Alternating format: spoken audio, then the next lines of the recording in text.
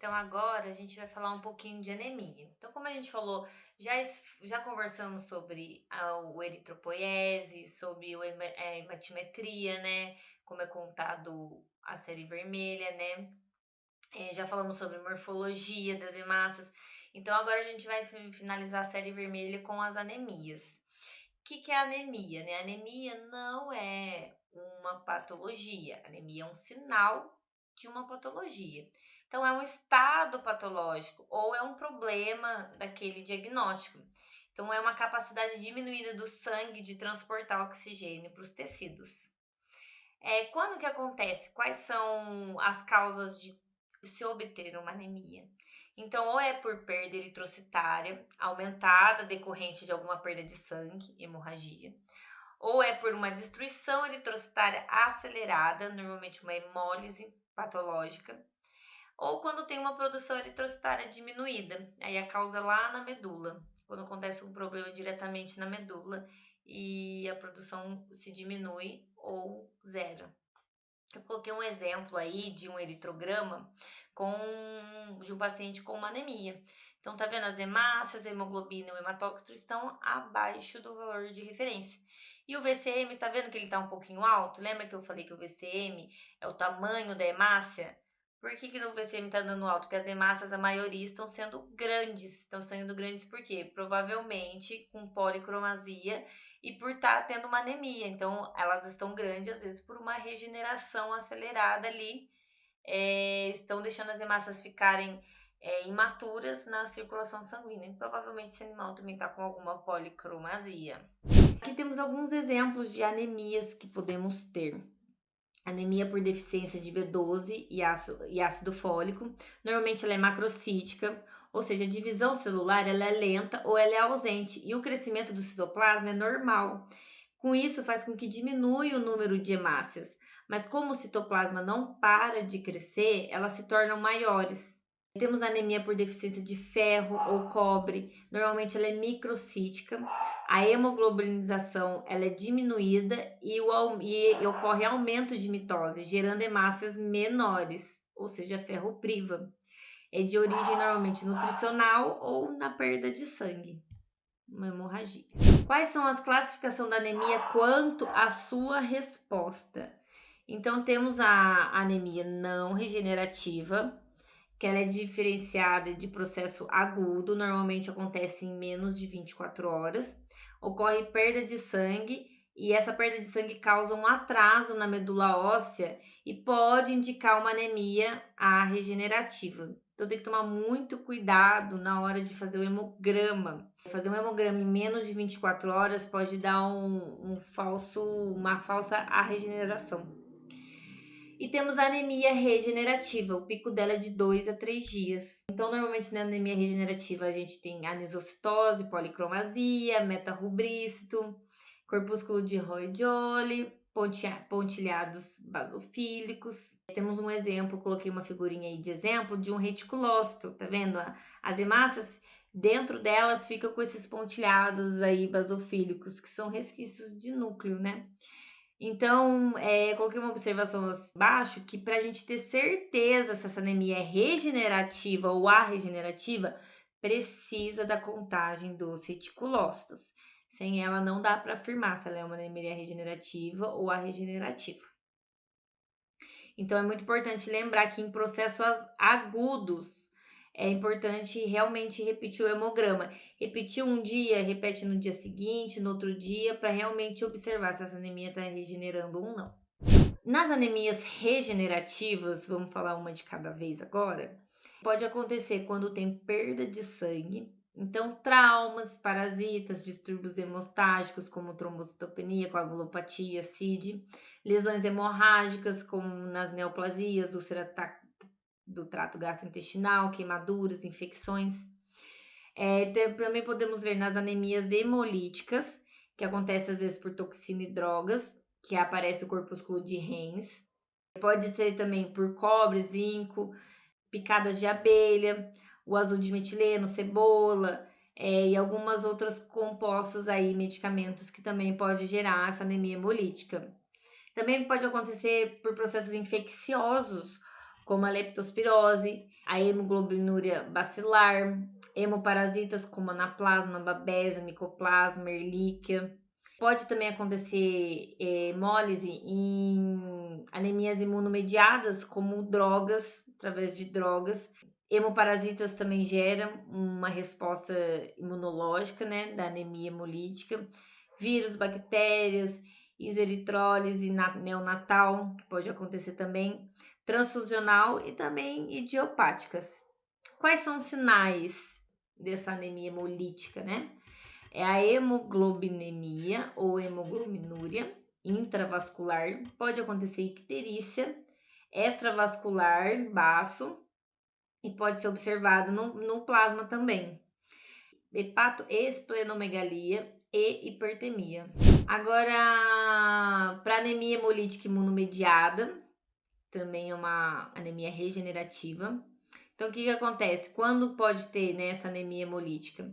Quando tem isoeritrólise neonatal, sim, é parecido com a anterior. Primatas pode ser idiopáticos ou autoimunes. Algumas raças são predispostas, tipo Cocker e Sheepdogs. Podem ser a regenerativa em quadro agudo, como eu falei, em menos de 24 horas não dá tempo da medula óssea repor aquilo, então fica parecendo que é a regenerativa, mas não é, porque é agudo. Então, na hemólise aguda ou em micoplasma com FIV-FeLV, gatos que têm micoplasma e FIV-FeLV. Alguns achados diagnósticos que podemos ter na anemia hemolítica imunomediada. A hiperproteinemia ou hiperglobulinemia, que pode ser intensa e pode gerar buracos na microscopia. Esferocitose, porque as células elas sofrem uma fagocitose parcial e estão em formatos esféricos. Normalmente isso é só em cães. Em gatos a gente não consegue visualizar. Aglutinação em salina é um teste que a gente consegue ver. Então, a gente coloca uma gota de sangue em solução em salina e se aglutinar, quer dizer que tem anticorpos ligados à hemácia. Então, só que tem que tomar cuidado com animais desidratados, porque a proteína está muito concentrada e pode acontecer das hemácias aglutinar, mas não porque elas têm anticorpos, sim porque está tendo proteínas demais ali. Proteínas que não são imunológicas. Cumbis. O cumbis também pode auxiliar no teste de antiglobulina, ela aumenta a sensibilidade do exame de aglutinação. Podemos ter leucocitose, neutrofilia, podemos ter trombocitopenia, menos plaquetas pode ser em doenças de Evans e SID. Roulet, que é as hemácias quando elas estão em formato de corrente, né, que eu expliquei lá na parte dos eritrócitos. E hemoglobinúria. Agora vamos falar da anemia arregenerativa. Então, ela pode acontecer na anemia da inflamação, que é uma doença crônica. É mais comum. Normalmente, ela é discreta a moderada, então até 20% dos cães e em até 17% dos gatos. O resultado da liberação de citocinas inflamatórias inibe a eritropoiese, diminui a sua ação. E ocorre também um sequestro de ferro. Então, no processo inflamatório, ela produz uma enzima que faz com que interfira com que o ferro entre para a célula e que o ferro da célula saia para ir para o plasma. Ela interfere aí nessa parte desse transporte, né? E isso faz com que diminua realmente a ação da eritropoiese e diminua também o ferro. As lesões oxidativas de hemácia, ou seja, danos na membrana da hemácia, faz com que elas sejam removidas precocemente.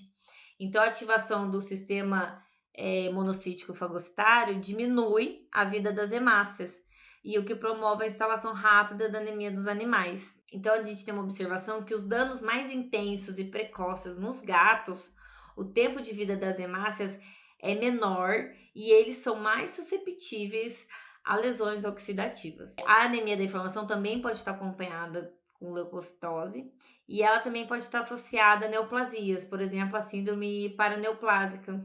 Também temos anemia regenerativa em doença renal crônica. É uma anemia secundária, né? A doença renal crônica. Por quê? Porque a doença renal crônica ela causa uma deficiência na eritropoetina, né? Ocorre um pouquinho de diminuição da eritropoiese, né? E aí, por consequência, causa anemia. Pode ocorrer perda de sangue por úlceras gastrointestinais que a doença renal crônica pode causar. Lesões oxidativas, porque toxinas endógenas causam diminuição do tempo de vida das hemácias. E o mecanismo de compensação, ele tem um maior tempo de adaptação. Então, a gente tem um mecanismo de compensação aí, que por ser crônico, ele se adapta por um tempo aí, tem um maior tempo de adaptação. Quais são os sinais da doença renal crônica? A litose, alterações do trato gastrointestinal, azotemia, que é a elevação da ureia e creatinina, poliúria, isostenúria. O que é isostenúria? É a urina com a mesma densidade do plasma. Temos também na anemia regenerativa alterações medulares. Então, temos a hipoplasia ou aplasia eritroide, que pode acontecer em animais que têm doença renal crônica, FeLV. Aplasia por causa de drogas, imunomediadas por sistema imunológico ou até mesmo idiopático.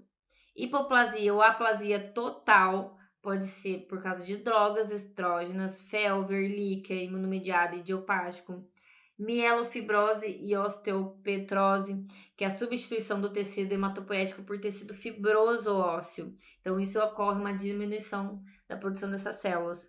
Ou também mesmo doenças infecciosas idiopáticas. Mielofitise, que é um infiltrado de células neoplásicas na medula óssea.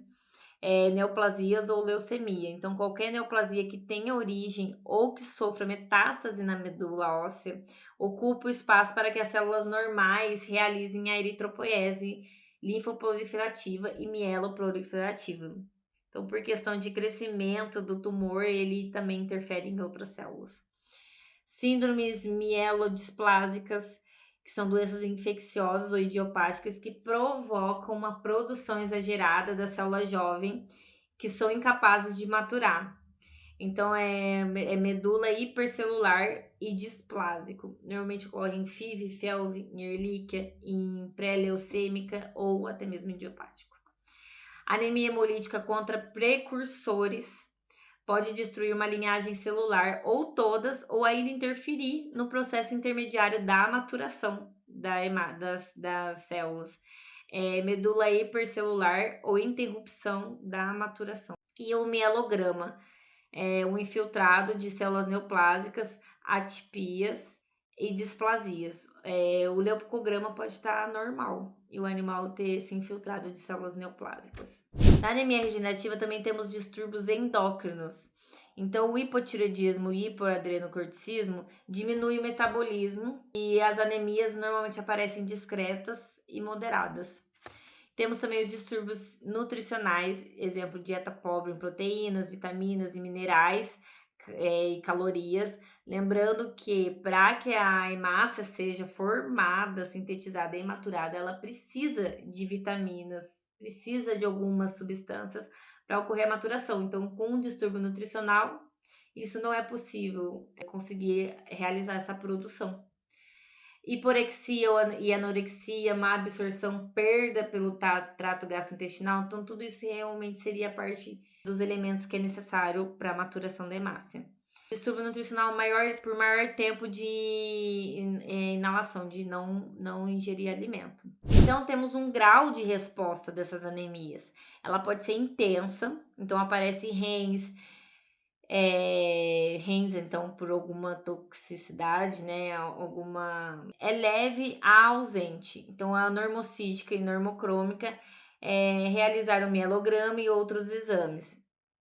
Então poder diferenciar a leve ou ausente, é diferenciar da onde está vindo essa anemia. Então pode ser renal, pode ser hepático, pode ser endócrino, pode ser líquia, vírus, droga, toxinas, leucemias. Normalmente essa anemia ela é normocítica e normocrômica. Aqui tem uma diquinha para vocês, mas não é regra para todos. A gente sempre tem que pensar no animal e sempre tem que pensar na clínica do animal. Então, quando a HT for menor que 25%, normalmente a anemia é de doença crônica, ou nutricional ou hormonal. Normalmente, isso não vale para todos os animais. Por isso, sempre associar com a clínica e com outros exames auxiliares. Quando a HT está menor, o de cima é quando a HT está maior que 25%. Embaixo, quando a HT está menor que 25%, a anemia da doença renal crônica ou aplasia ou hipoplasia medular. Pensar por esse caminho. Então, é uma dica que faz com que você pense em qual caminho você deve seguir, mas sempre associar com a clínica e com outros exames. A policitemia. O que é a policitemia? É o aumento do número de hemácias, o nível de hemoglobina e o hematócrito. Então, é a série vermelha inteira aumentada. As 3 séries vermelhas estão aumentadas, é uma policitemia. Policitemia também tem divisões. Ela pode ser relativa, que é a mais comum, ou seja, não existe o aumento no número de hemácias, mas sim uma desidratação, fazendo com que os níveis das hemácias aumentem relativamente, mas não estão aumentadas. É por decorrência da desidratação. Então, a parte líquida está diminuída, então concentrou mais a parte sólida. E tem a absoluta, que há de fato realmente um aumento na produção da série vermelha, um aumento desse número.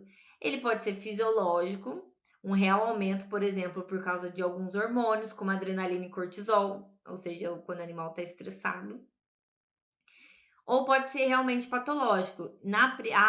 Quando é patológico, a primária normalmente é uma doença na medula óssea, diretamente ali. Na secundária, pode ser por hipóxia ou uma neoplasia renal, ou também um aumento na produção de eritropoese. Tá vendo? São todas patologias que influenciam a eritropoese. Então, as anemias têm alguns graus de resposta, né?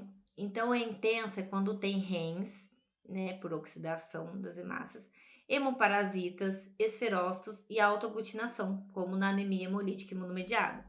Temos de intensa moderada, que é quando tem hipoproteinemia e sinais de hemorragia, perda de sangue.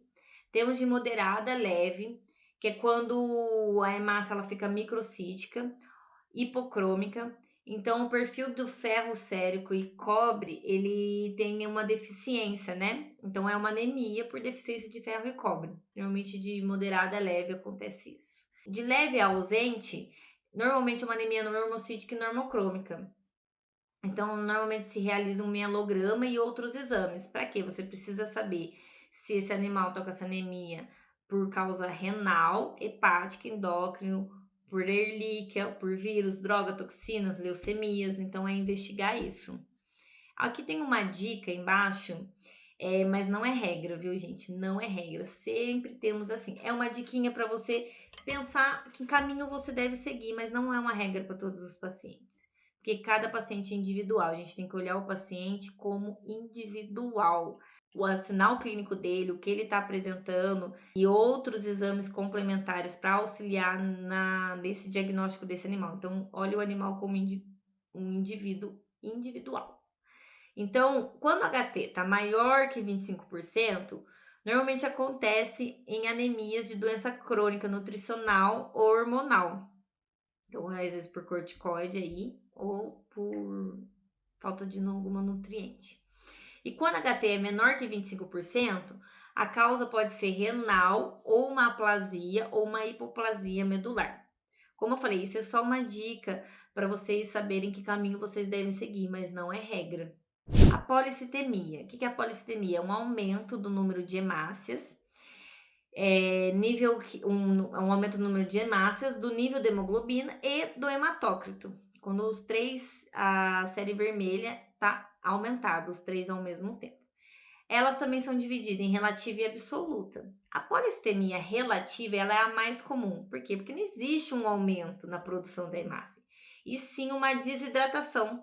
E a desidratação faz com que a série vermelha fique concentrada e relativamente aumentada, mas ela não está aumentada na sua produção, e sim por um problema aí de desidratação. Temos a absoluta, que há de fato realmente um aumento no número da série vermelha.